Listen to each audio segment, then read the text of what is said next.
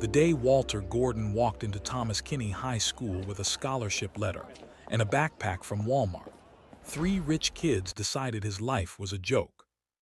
20 years later, they drove 4 hours in a broken-down Honda Civic to beg him for a job. He wasn't home, but his wife was. Thomas Kinney High School cost $20,000 a year, just to walk through the front doors. Not including books, not including trips, not including the little extras that schools like this always find a way to charge you for, just the base, just to exist there among the children of people who had more money than most families would see in a lifetime. Walter Gordon did not have $20,000. Walter Gordon had a scholarship letter, a backpack his mother bought from Walmart, and enough sense to know that he was walking into a place that was not built for him. He knew it before he got there. He had Googled the school, seen the photos, read the reviews that parents left online, parents who talked about the school the way people talk about a luxury hotel. He knew what he was walking into. But knowing something and living it are two completely different things. The floors were marble, actual marble, the kind you see in government buildings and old churches. The hallways smelled clean in a way that public schools never smell clean. The lockers were not dented. The paint on the walls was not peeling. Everything was exactly where it was supposed to be, and every student walking those halls looked like they had never once in their lives had to worry about whether something would be exactly where it was supposed to be. Walter walked in and felt every single one of his 17 years at once. He found his locker. He found his first class. He sat down and opened his notebook, the spiral one with the slightly bent cover, and he told himself to focus. That was the plan. Focus. Do the work, keep his head down, get the grades, get out. The plan lasted about 4 hours. Their names were Raj, Bella, and Hudson. Raj was Indian American, the son of a man who had built a small empire in commercial real estate and never let anyone forget it. Bella was blonde, pretty in the way that girls are pretty when they have never been told no about anything. Hudson was the kind of tall white boy who had probably been called a leader his whole life without ever actually leading anything. They were not unusual. That was the thing about them that Walter would come to understand over time. They were not special bullies. They were not creative or interesting or even particularly cruel in any way that required effort. They were just three kids who had grown up being told that the world had a natural order to things, and that they were near the top of it, and that anyone who did not fit that order was fair game. Walter did not fit the order.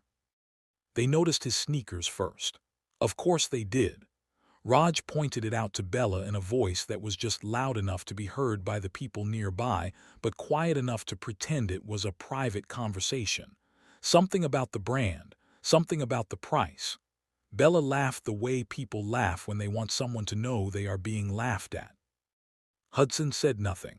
Hudson mostly just watched with this small, satisfied smile, like a man watching a game he had already won. Walter heard all of it. He looked at his notebook and kept writing. The next day it was his lunch. He had packed from home, a habit from years of his mother stretching what they had. He sat down in the cafeteria and opened his container, and Raj appeared beside him and said something about the smell. Bella was behind him. Hudson was behind her. Walter looked up at Raj, took a slow breath. Then he said, very quietly, that he was surprised Raj could smell anything from that far up his own nose. Bella made a sound, not a laugh exactly, more like a sharp exhale. Raj's face tightened, but Walter had already looked back down at his food. The conversation was over as far as he was concerned. That was how it went, day after day. They poked, they whispered, they made sure he knew, in all the small ways that do not leave marks you can show anyone, that he did not belong there, that his presence was a kind of joke, that the scholarship was charity and charity should be grateful and quiet and invisible. Walter was quiet. He was not grateful, but he was quiet. He fought back only in those small moments, a sentence here, a look there, something dry and precise that he would deliver and then walk away from before it could escalate. He was not there to fight. He was there to learn. He had made that decision before he ever set foot in the building, and he intended to keep it. But there is a cost to that kind of discipline. Most people do not see it because the person paying it does not advertise it. Walter went home some nights and sat on the edge of his bed and stared at the wall for a while before starting his homework. His mother would knock and ask if he was okay, and he would say yes and mean it just enough to keep her from worrying. He was fine, he was handling it. He just had not expected it to be this lonely. And then one afternoon in the library, 3 weeks into the semester, a girl sat down across from him. She did not ask if the seat was taken, she just sat. She opened her own book, and then, after a moment, she looked up and smiled at him. Her name was Miranda. And Walter, who had spent 3 weeks keeping his walls high and his expectations low, and his head pointed at the work in front of him, felt something in his chest shift without his permission. He smiled back. Welcome to Midnight Romance, a place for stories about love, desire, and the choices that change us, told the way they actually feel. Comment where in the world you are watching from. We love to see how far our stories travel. Now strap up, let's dive into this bombshell. Miranda was the kind of girl that made you forget what you were supposed to be doing. Not because she was loud or showy or the type who needed a room to know she had walked into it. It was quieter than that. She had this way of paying attention to you that made you feel like you were the only person in the building. She asked questions and then actually waited for the answers. She laughed at things that were genuinely funny instead of just laughing because laughing was expected. She was present in a way that most people, if Walter was being honest, were not. She came back to the library the next day. And the day after that.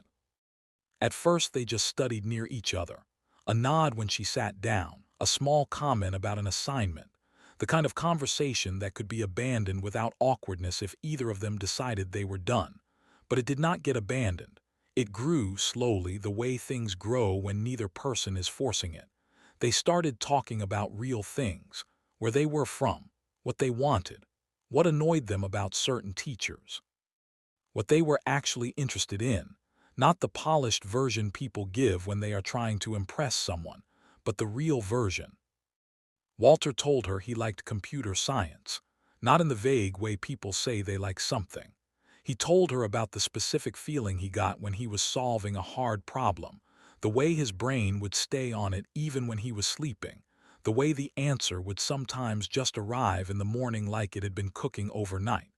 He had never told anyone at this school that before. He had not planned to tell her.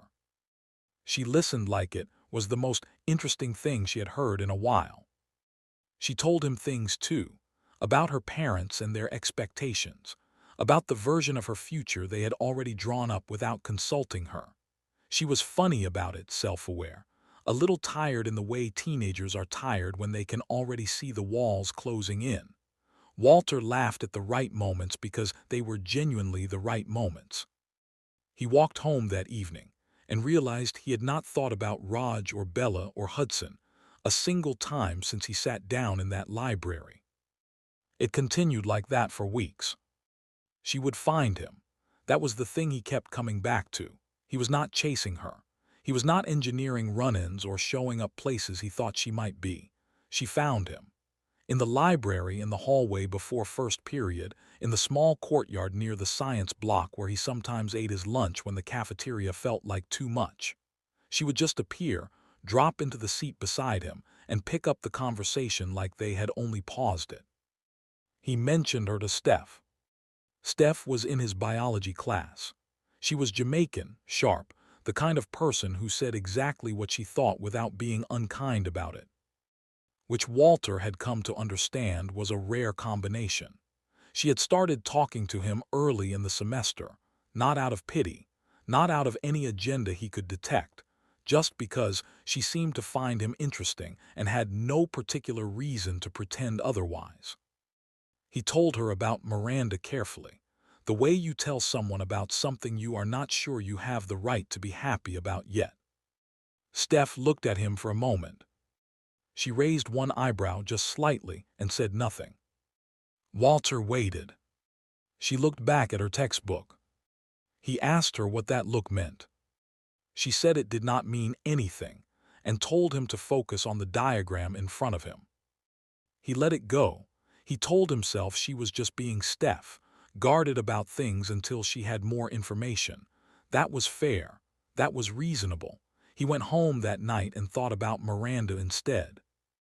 By now it was clear to Walter, in the way things become clear before you are ready to say them out loud, that he liked her.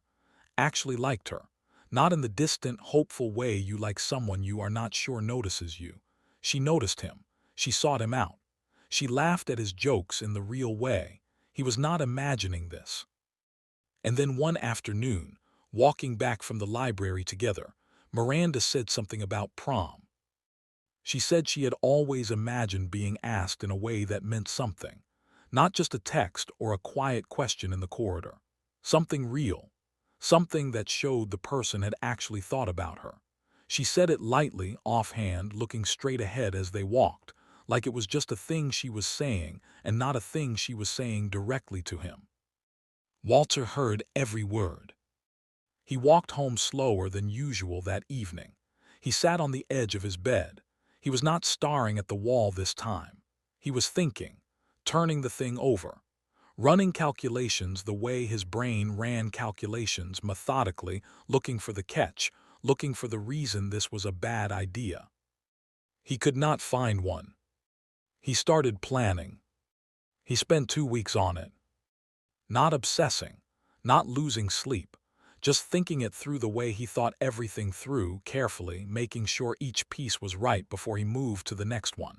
He knew what he wanted it to look like. He knew where. He knew when. He had one shot at this and he was not going to waste it by being careless. He saved up 3 weeks of lunch money, which meant 3 weeks of eating what he packed from home and ignoring the cafeteria entirely. His mother noticed he was going through bread faster than usual, but she did not ask. She trusted him. She had always trusted him. He bought flowers, roses, red ones, from a shop 2 blocks from his house. The woman at the counter wrapped them nicely without being asked. He thanked her and carried them home and put them in water overnight so they would still look right in the morning. The morning of he was calm. That surprised him a little. He had expected nerves. He had expected to second-guess himself on the bus ride in, to replay every conversation with Miranda and look for holes in what he thought he knew. But there were no holes. She had found him. She had sat beside him. She had told him things she did not tell other people. She had mentioned prom while walking beside him and looked straight ahead like she was trying not to smile. He knew what he knew. He walked into the school with the flowers at his side and went to find her. The courtyard filled up the way it always did at that time of morning, students moving between classes, groups clustering near the benches, the low hum of 100 conversations happening at once. Walter stood near the center and waited for Miranda to come through the east entrance the way she always did. She came through. She saw him standing there with the flowers and something crossed her face very quickly, too quickly for Walter to read. He put it down to surprise. He walked toward her. The courtyard did not go quiet all at once. It happened gradually, the way noise dies when people sense that something is happening. By the time Walter stopped in front of Miranda and held out the flowers, enough people had noticed that the space around them had opened up. Phones were already appearing. Walter looked at her and said what he had prepared. He did not stumble over it. He told her that the past few weeks had been the best part of his time at this school, that she had made him feel like himself in a place where that was not easy to do, that he would very much like to take her to prom if she would let him. He held out the flowers. Miranda looked at them, and then she looked past him. It was a small thing, a glance, just a flicker over his left shoulder, and with it came a smile that Walter had not seen on her face before, not the warm one from the library, something else, something that was performing for an audience. Walter turned his head slightly and saw them. Raj, Bella, Hudson, standing at the edge of the courtyard with their phones out, recording, wearing the expressions of people watching a plan land exactly where they threw it. He turned back to Miranda. She laughed. It came out of her fully formed, not a surprised laugh, not an uncomfortable laugh, but the laugh of someone who had been holding it in and was finally allowed to let it go. She said his name like it was a punchline. She said, did he actually think this was real? She looked around at the crowd, at the phones, at the faces watching, and she let them all in on it. The whole thing, every conversation in the library, every moment he had taken seriously, handed over to the crowd like receipts. The courtyard responded the way crowds respond when cruelty is dressed up as entertainment. Some people laughed. Some people filmed. Some people just watched with that particular expression that means they are glad it is not them. Walter stood there holding flowers he had saved 3 weeks for. He did not move for a moment. He just stood there and let the full weight of it arrive. There was no point in rushing past it. It was here. It was real. He had been wrong about something he was certain he was right about, and the evidence was laughing in his face, and 200 people were watching, and there was nothing to do but feel it. Then he turned around. He did not run. He did not shout. He did not look at Raj or Bella or Hudson as he walked past them. He held the flowers at his side, and he walked the way his mother had always walked when the world was being unkind, with his back straight and his face giving nothing away. Because the one thing nobody in that courtyard was going to get from him today was the satisfaction of watching him break. He walked to the edge of the courtyard and kept going. Steph was there.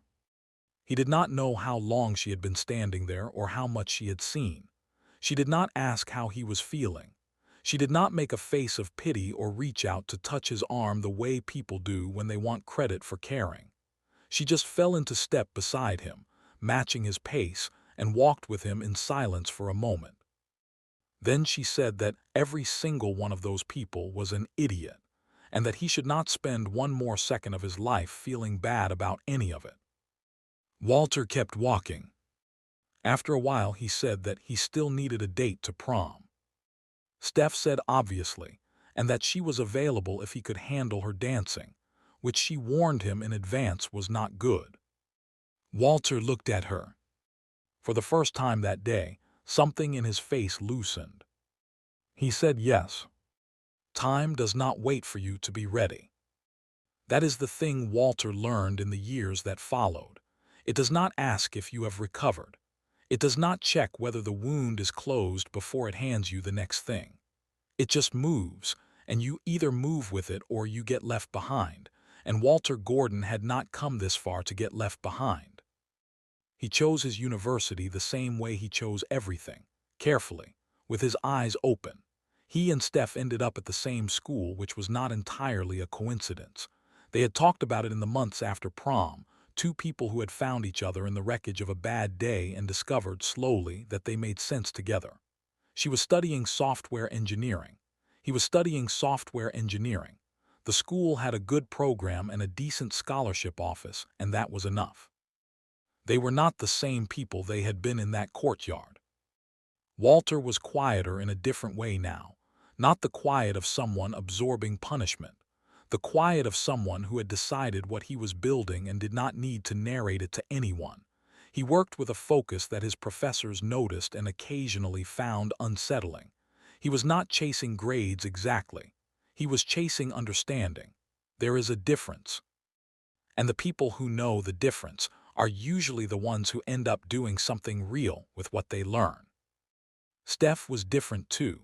She had always been sharp, but university sharpened her further, gave her language for the things she had always instinctively understood. She was also, it turned out, the only person on earth who could make Walter laugh until he had to put down whatever he was holding. That counted for a great deal during the years when there was not much else to laugh about. They ate badly. They slept in short stretches.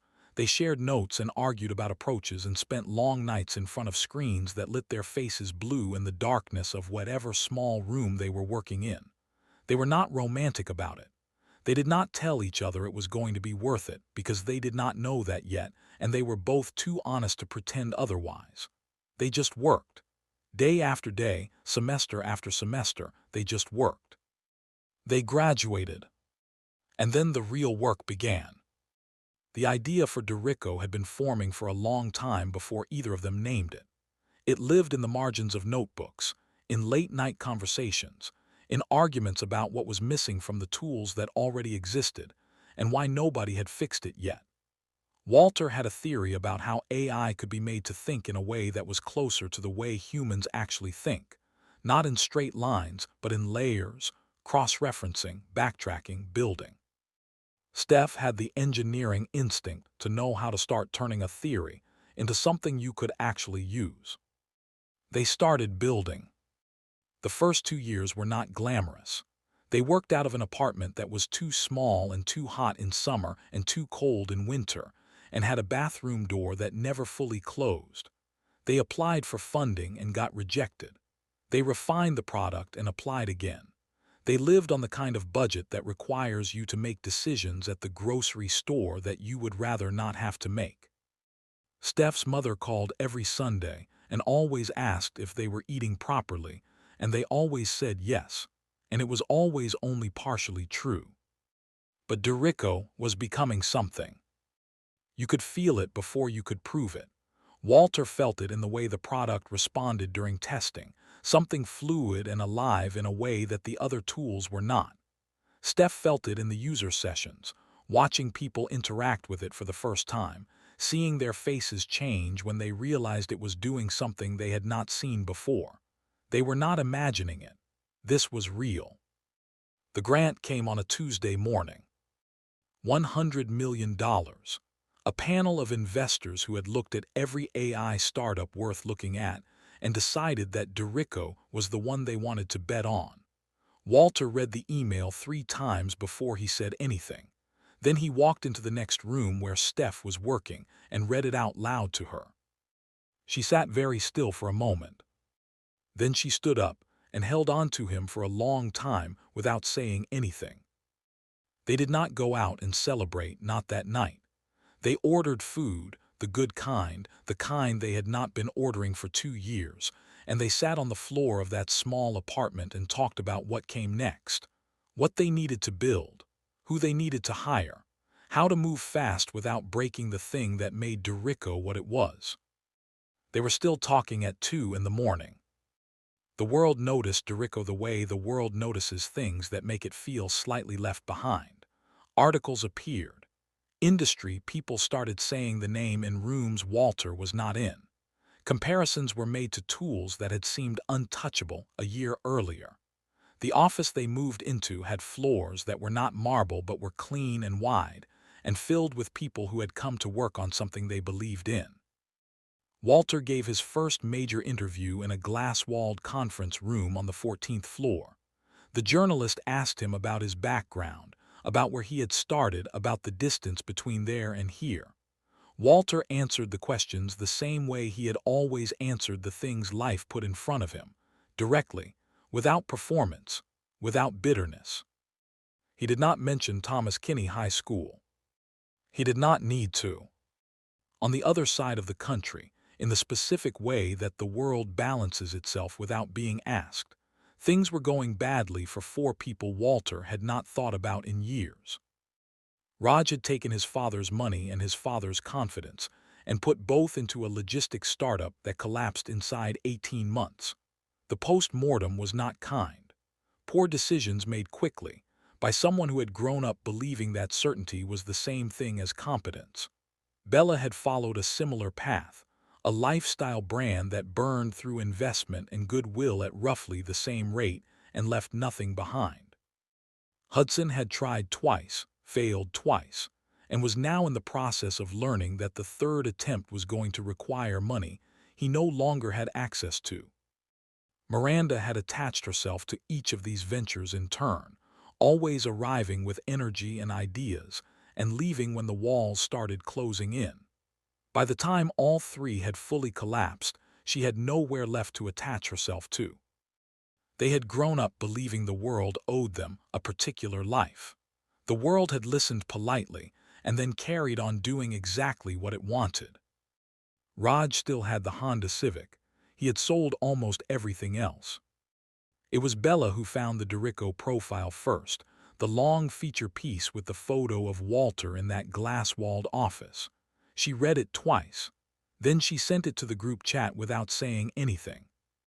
Nobody said anything for several hours. Then Hudson typed 2 words. "We should go." The drive took 4 hours. Nobody talked much. Raj drove because it was his car, the Honda Civic with the cracked dashboard and the passenger window that had to be held up manually if you wanted it to stay open. Bella sat in the front. Hudson and Miranda sat in the back with their knees almost touching the seats ahead of them because Raj had never cleaned out the back, and there were bags and old receipts, and a gym bag he had clearly not opened in a long time. 4 hours. 4 people.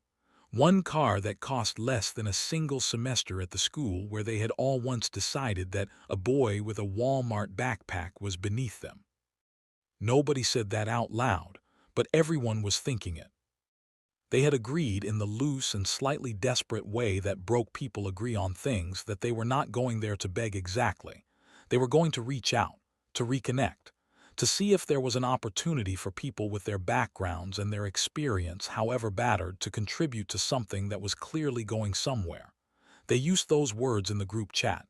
Reach out, reconnect, opportunity. They all knew what it actually was.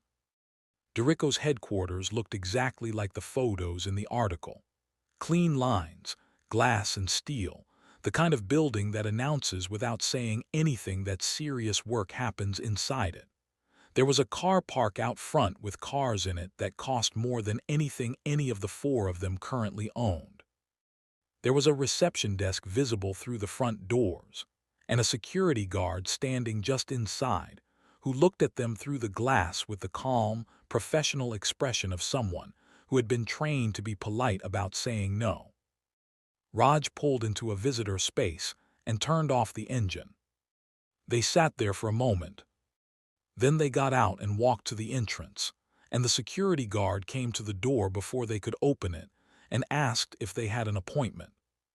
They did not have an appointment. He told them that without an appointment he could not let them in, but that he would be happy to take a name and pass it along. Raj gave his name. The guard went back inside. They stood on the pavement and waited. Bella looked at her phone. Hudson looked at the building.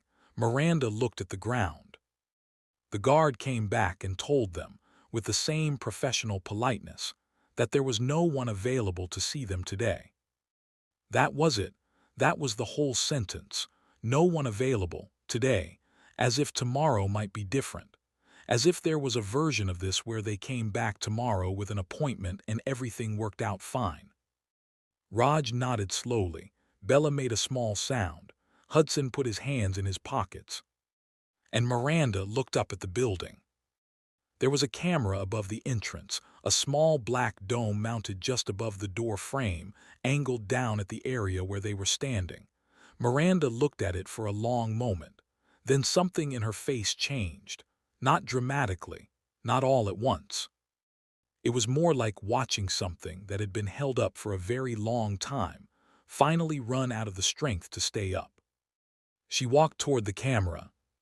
She stopped directly beneath it, close enough that anyone watching the feed inside would have no trouble seeing her face, and she looked up into the lens and she started talking.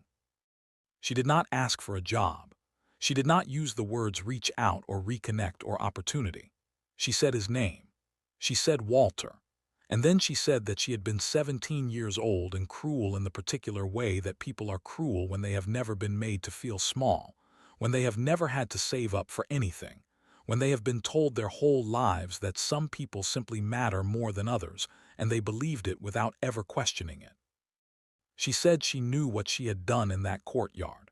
She said she had known exactly what she was doing while she was doing it. She said the look on his face when he understood what was happening had stayed with her longer than she had ever admitted to anyone, including herself. She was crying now, not prettily, the real kind, the kind that does not care what it looks like. She said she was sorry. Not for today, not for being turned away from a building, but for a 17-year-old boy who had saved up his lunch money for flowers and walked into a courtyard full of people who were waiting to humiliate him. She said he had not deserved any of it. She said she had known that then and chosen to go ahead anyway, and that was something she was going to have to carry, and she understood that. She said she was sorry. Raj and Bella and Hudson stood behind her and said nothing. There was nothing to say. Whatever they had come here to perform, that was gone now. What was left was just four people standing on a pavement outside a building that represented everything they had thrown away the chance to be part of, a long time ago, for no good reason. The lobby doors opened. Steph walked out alone. She stood at the top of the steps and looked down at the four of them. She was not dressed to impress anyone. She had the look of someone pulled away from actual work. Her face gave nothing away. Not anger, not warmth, not satisfaction. Just a woman looking at four people who had once stood at the edge of a courtyard with their phones out, watching a boy she cared about get humiliated in front of his entire school. Her eyes moved to Miranda, still beneath the camera, mascara on her cheeks, not bothering to wipe it away. She looked at her for a long time. Then she looked at all four of them, one by one, slowly, the way you look at something when you are making a decision and you want to make sure you are making it clearly. And she stood there. Now I want to ask you something, and I want you to think about it honestly before you answer. Steph was there that day in the courtyard. She saw everything. She was the one who fell into step beside Walter when everyone else had their phones out. She built a life with him, a real one from nothing. And now the very people who tried to break him are standing outside everything they built together, asking, one way or another, for grace. Do you think she should forgive them? Not let them in, not give them a job, just forgive them. Leave your answer in the comments. And if you want to be here for the next story, subscribe. We will be waiting for you.